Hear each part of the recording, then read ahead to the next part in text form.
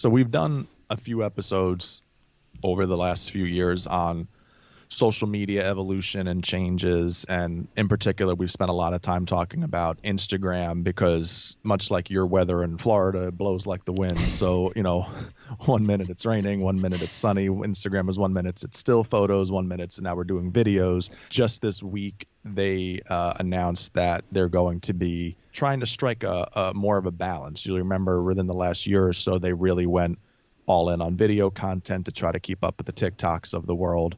And a lot of pushback came from users about that, those purists on Instagram that really grew up with the network and really valued still content. So this week, Adam Mosseri had announced that they're going to sort of try to strike more of a balance, get back to what made Instagram, and really sort of focus more in on still imagery and creative imagery. And it feels like a days of our lives, like it's like sand through the hourglass. Here we go again. And in the comments and throughout social media, it struck maybe a little bit of a frustration I was sort of reading where it's, people are making decisions based on what they're hearing.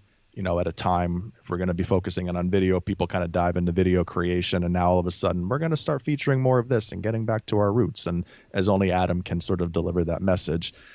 And now it's this, okay, we got to think about making still images now. We got to kind of get back to what makes, that content special and unique. And I don't know, I was thinking about this, and it strikes me as sort of, as Instagram is going through this existential emergency in its life and crisis and trying to figure out who it is and what it wants to be, we as the creatives, we as the users of social media, and this can be any social platform, sometimes can feel like we're being led around like a dog on a leash, where we're going this way for a while and then all of a sudden, all right, now we're going this way for a while, and we all have to sort of like factor that into our thinking. And it's just funny, as Instagram's going through this existential crisis, we're just kind of waiting on the sidelines being like, you good? You figure this out? Can we move now? And it's a frustrating spot to be, because I know it causes a lot of angst for people in our field. And I know that this is something that we've spent a lot of time talking about, and I'm wondering, with this new news that came out this week, what your reaction is to that as someone who loves Instagram, but also how you sort of feel as a creative and as a member of the creative community when we're sort of in this reactionary world to the decisions that are being made. I don't think I've shared this on the show, but I know I've had this conversation with you before, that I've likened my experience with using Instagram to kind of like being in a toxic relationship. They're always kind of changing their tune. And here I am on the other end, like, I just want to please them. I just want them to be happy. I just want our relationship to go back to how it was in the old days of Instagram, when I had clear expectations about what they wanted me to post, and they seemed really happy with what I was posting, and my audience was really happy with what I was posting. And then over time, it has felt like there have been so many changes and it happening more and more frequently that I've really lost my direction. Yet I still, every time I try to step away, my connection to Instagram is so strong that I keep going back, even though I don't always feel good when I use the app. And I know for a lot of people, they may feel that same way. Just being a user, I know a lot of people have struggled with trying to strike a balance and having a healthy relationship with Instagram. But for me, I'm speaking more from being a creator and wanting to, find success and forge connections with my audience through the platform. But in framing that relationship as a toxic relationship with this app, the way out of toxic relationships is not to wait around for the other person to change. It's for you to step away, reassess, and if it's not working for you, maybe the answer isn't completely walk away from the app, but change your relationship to it. But that has to come from you. You have to be the one who's driving those choices and those decisions. Yeah. You see this very reactionary mode, and this is something that I've been left with really since, we did the episode on Elon Musk and Twitter, and sort of everybody kind of peacing out, seemingly that, was it a Tuesday night or a Thursday night? You're sort of struck by this, like, we all go into panic mode whenever changes are made. And I mean, this goes back to the days of Facebook, when Facebook was changing around the newsfeed layout and people would, I'm leaving. And you're just like, where are you going? Like, why? Like, what is so bad about, there's always an opportunity that I feel like comes from social evolution. You get a pocket of people that push back and say they're going to leave and revolt. And then I think you get this quiet group that just is sitting on going, all right, I'm going to keep my eye on this and see where this is going. And I always think that that's the healthy approach to take whenever these changes are made, because if you look over time about the evolution that these platforms have made, it's always provided opportunity for creative growth, for exploring things a new way. But like anything else, it's about how it fits into your business model, your creative model, what works for your accounts and how you want to run them.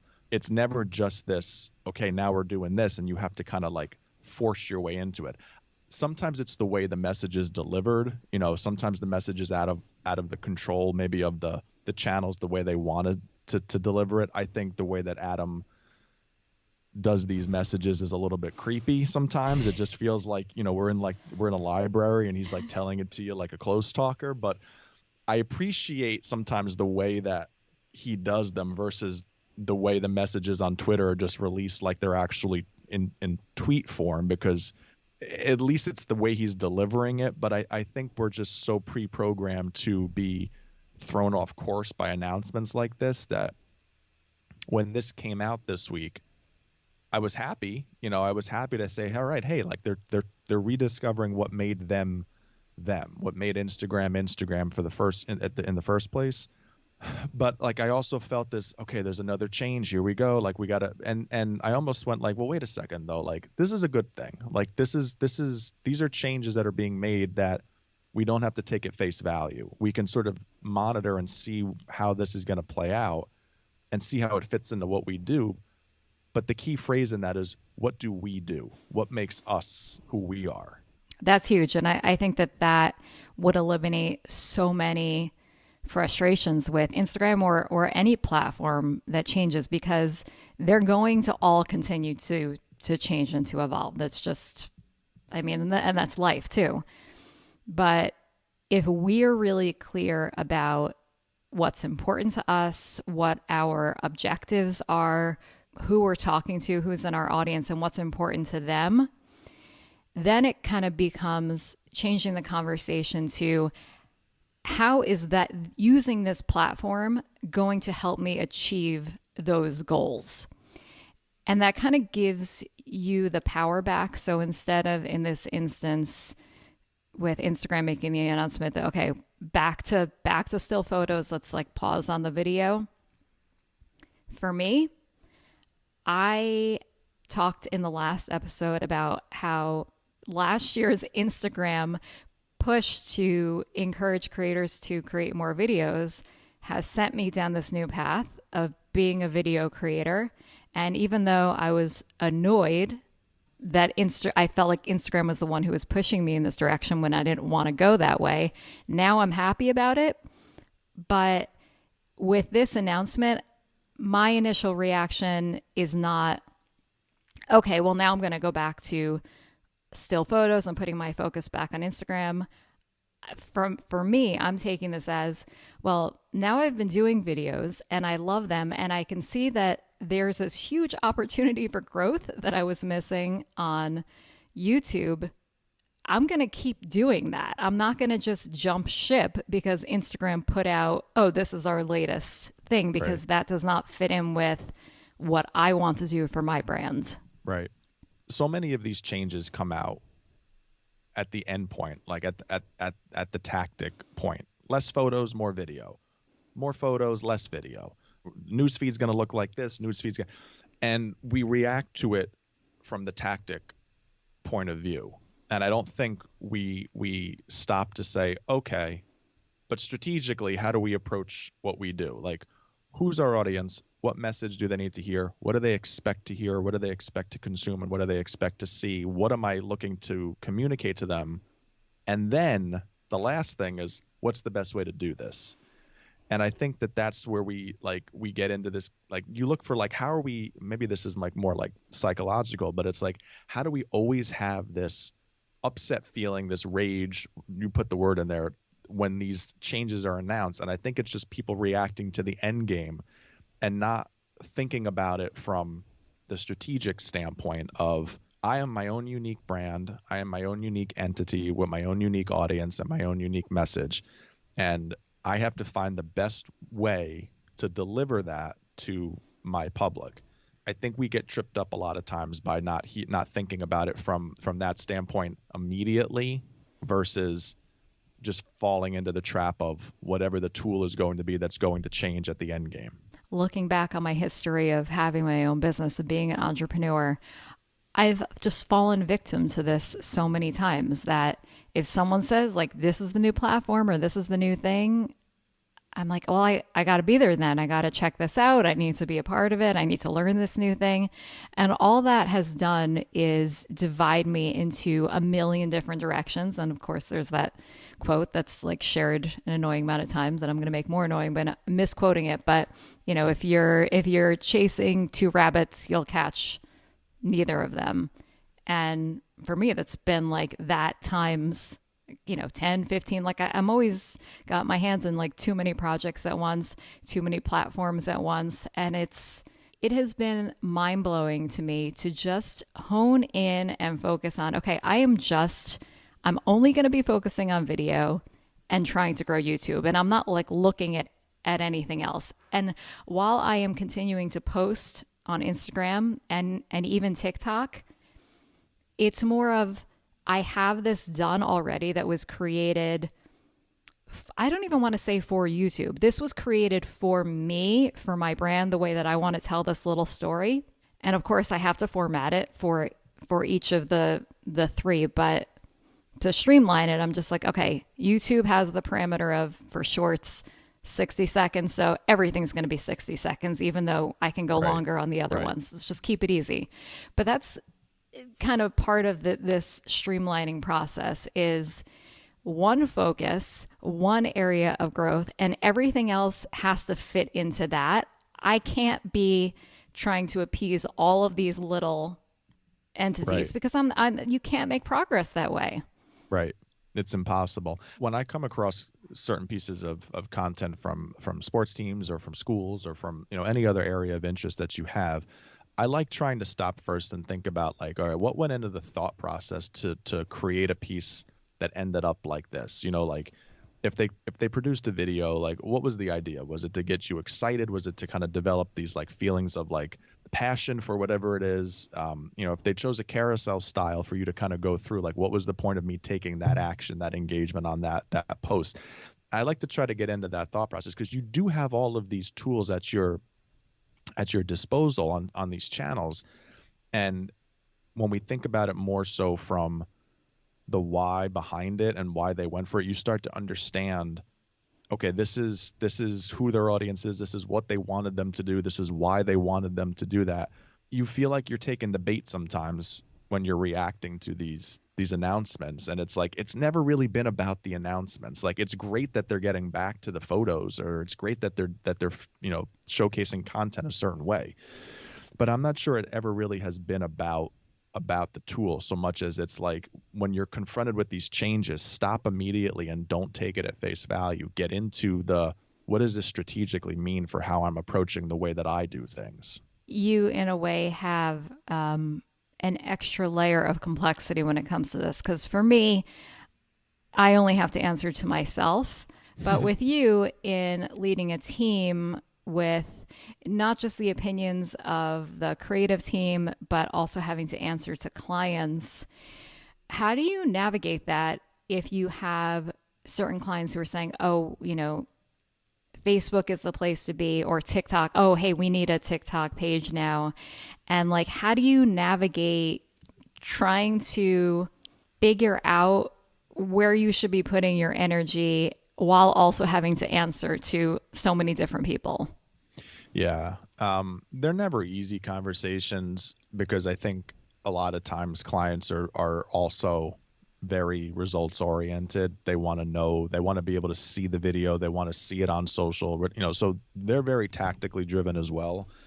And I think sometimes you sort of have to begin the conversation talking about what it is they're trying to accomplish. Like, what's your goal? What do you want to do? And work sort of backwards from there. Like, it's the end game. Like, what do you want to accomplish? Like, what do you want people to kind of get out of their experience with you? And then what we can try to do is sort of devise like the content opportunities. Ultimately, once you get a handle on the brand, and this is a very streamlined approach to this, but once you get a handle on the brand, what that place stands for and believes in, what it wants to be known for, you start to try to sell them on the on that. Like, you want people, when they consume your content, to come away with this feeling or this emotion or this experience. It's not really about the end game and what it looks like. It's really about ensuring that you have any one of these types of feelings, your audience is getting them out of it. So you try to get them off of the, yes, TikTok is here and it's now and people are all over it. But if you haven't thought about what it is you're trying to communicate, if you haven't thought about, what even works on platforms like that, you're only going to be wasting resources. To me, this is about what's available, but as much as it's about what's available, it's also about how much time you have. It's also about how many resources you have to dedicate to this. And you want to be kind of doing things with a spotlight, not necessarily flipping on a light in a room and lighting up the whole room. You want to be pretty targeted with how you're approaching it. So to me, it's about kind of getting back to what you stand for and believe in, and what opportunities exist within your brand to illustrate that to your public, and then articulating them clearly enough and picking what vehicle is best to communicate that. And sometimes it's, if this is your audience, maybe this is the right channel for us to be on, because this is where we know them to be. This is where our research sort of tells us that this is where they are. If we're talking about reaching, a student population and wanting to be more targeted with showing what student life looks like, if we're talking about a school district example, we want to be authentic. We're not going to be on Facebook talking to kids, even though we know that there's a population of kids that are still on Facebook. Like, we want to be where they are, but we want it to be real. We want it to be authentic. So it's a difficult conversation to navigate, because I think at the end of the day, most clients just want results, and our job is to deliver that, but to not make it so, yeah, you want to have a TikTok, we're going to be on TikTok. It's trying to get them to understand the why behind what it is that they're doing, and how strategy plays a huge role in determining how successful or unsuccessful you're going to be. So I love that a big part of your job is potentially a client could come to your group and say, we want to make a TikTok video. And you have to translate that to say, go back to them and say, what is the message that you're trying to share in this TikTok video, and use that language with them. But then when you go back to your team, you're not saying, okay, guys, we need to make a TikTok video. You're saying, no, we're going to create a video about how introducing school bus drivers to their community. Like, that is the core and that is the focus. The TikTok is just where you're sending it out to, but that should not be the basis from where you're creating the main message. Right. That should almost be the last thing you're deciding. It starts with having a really solid understanding of who you are and what you stand for and what you want people to know about you. And then sort of going from there, you start to kind of get a little bit further in, peel back the layers of the onion, so to speak. Like, to me, like I refer to them as content buckets. Like, what are the main content buckets or content pillars for your brand? Like, what feelings do you want? What emotions do you want to have? What things do you want to sort of be about? And then what opportunities exist to show that? Sometimes I think about this from the standpoint, I have a colleague of mine who does a lot of creative design work for weddings and things like that. And I'm not projecting her business model at all. But one of the things I think a lot about when we're having these conversations is that you're working with people who are coming to you who this is the biggest and most important day of their lives at that point in time. And they want everything to be right and they want everything to be perfect. And you're dealing with a very fragile mindset sometimes of brides and grooms, and it doesn't necessarily have to just be brides. So like the first thing I think you want to do is like, you're a partner in this. You share in their excitement. You want people to to feel that you have genuine care about them and their special day and making everything just right. That's a content pillar. Like, your examples that you're showing them through your content on your channels that you own for your business, or that you don't necessarily own, unless it's your site, but like on your social channels, these borrowed channels should illustrate that feeling. It should illustrate exactly how you want them to feel. So it's almost like you're just kind of like a Russian doll thing. Like you just, it goes to the next one, to the next one, to the next one.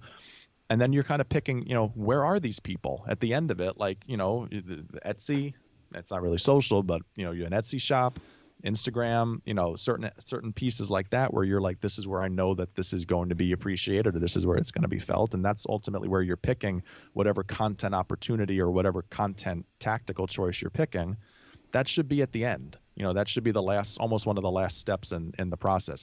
And I'm sure that there are people that would probably push back and say, no, but to me, I've always found great success with that being the last stop. Is, all right, this is what we want to say. This is how we want people to feel. This is who our audience is.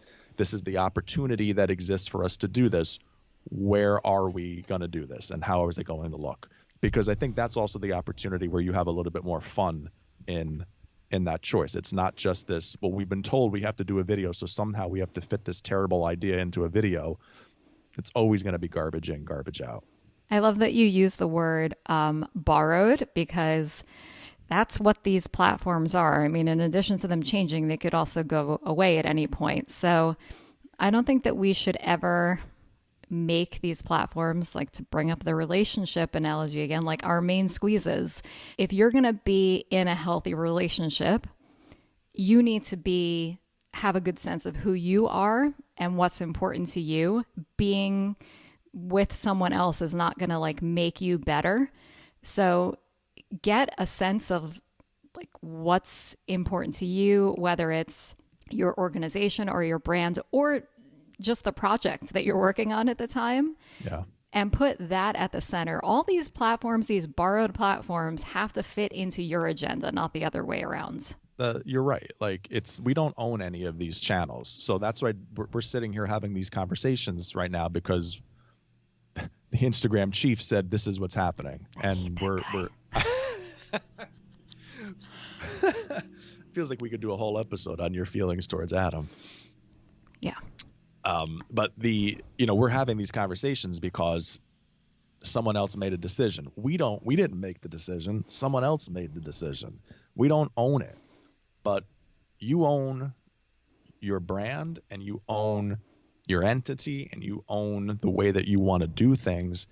And that's what matters out of this. We were talking before we went on, we started recording about kind of like the older that we're getting, and we are not old, but the older that we're well, some mornings, you gave an analogy. You're like, you said something about like, you don't have to wait until you're 40 to do whatever. And I think that I was laughing that you forgot that I am turning 40 very soon. So, well, yeah, but you're not 40 yet. I probably would pick my words a little bit more carefully if you were.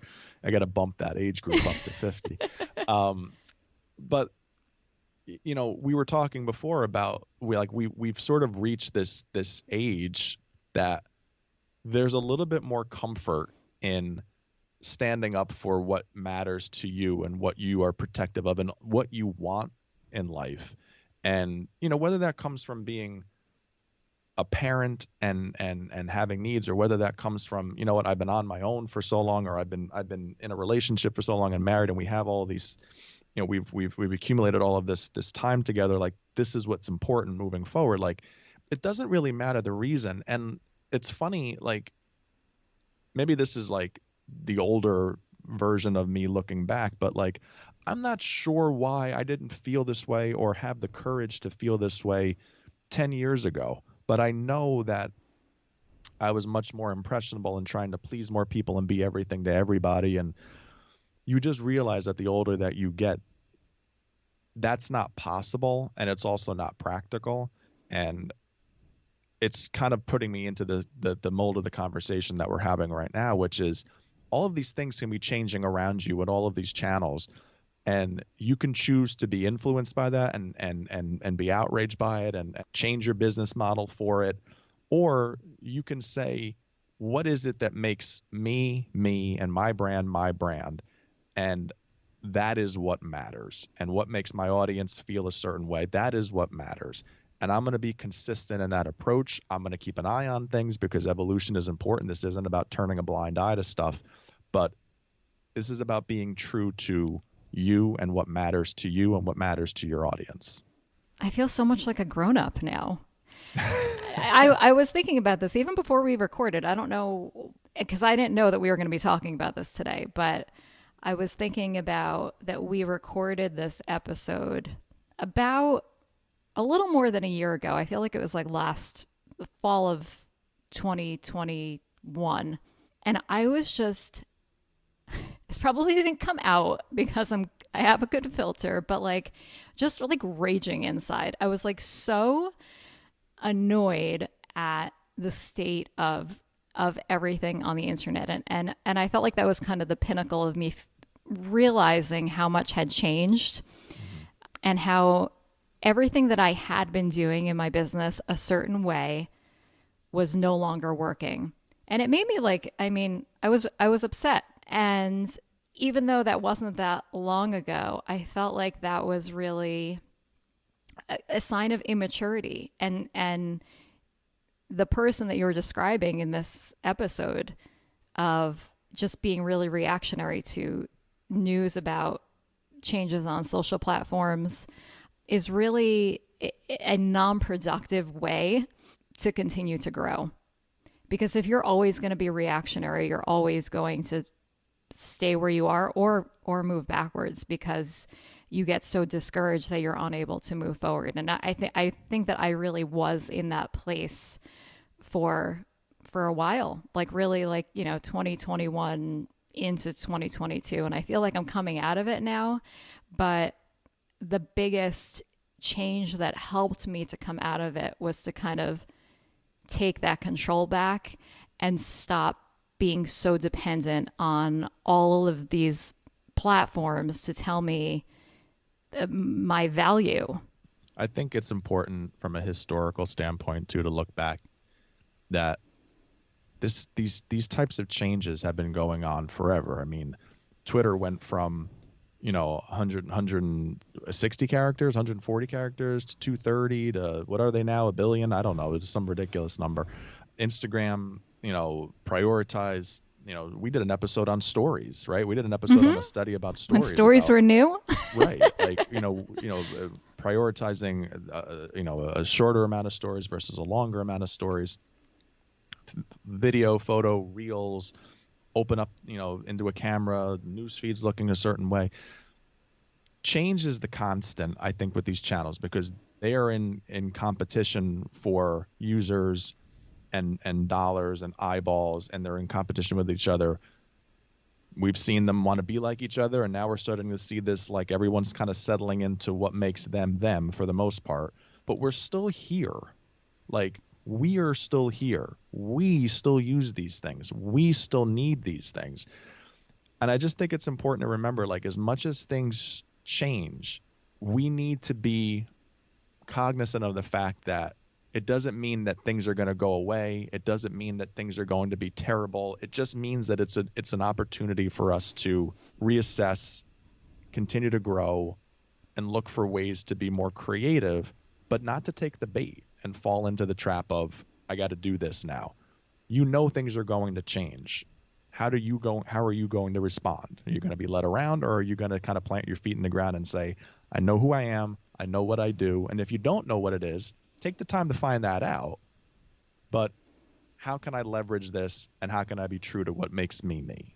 And as you always say, and you've always said, I feel like this is something I associate with you even like before the podcast, trust yourself. That's what it all comes down to. Yourself, not Adam.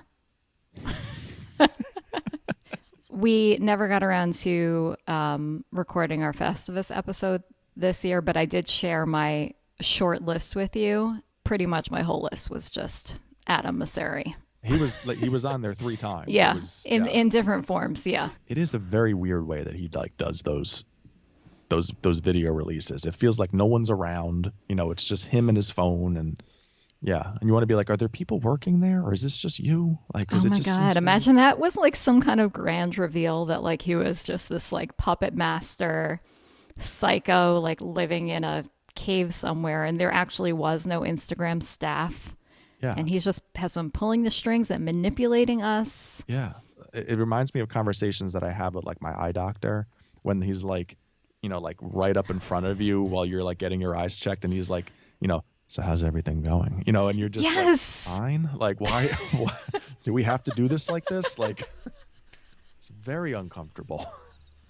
I just feel like he is one of those people who always comes off like trying to be really relatable and like chill, Yeah, but in real life, he's not at all. Or at least maybe like internally, he's not at all.